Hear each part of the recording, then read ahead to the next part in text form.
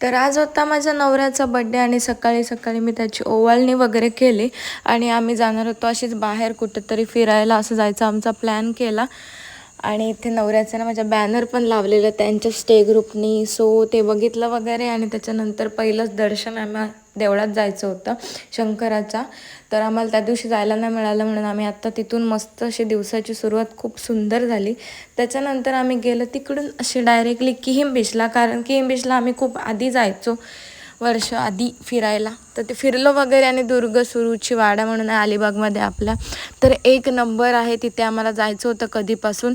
आणि बाहेरूनच तुम्हाला एकदम भारी वाटते, असं वाटतं की पुण्याला वगैरे कुठेतरी वाड्यात आलो तसं फील झालं मला. पण लगेच बैल वगैरे होते तिथे, बैलगाडी वगैरे. आणि आतमध्ये इंटेरियर बघायला गेलं तर एकदम भारी, म्हणजे काहीतरी नवीन आणि युनिकच असं बघायला भेटलं. आणि खूप मस्त वाटलं तिथे.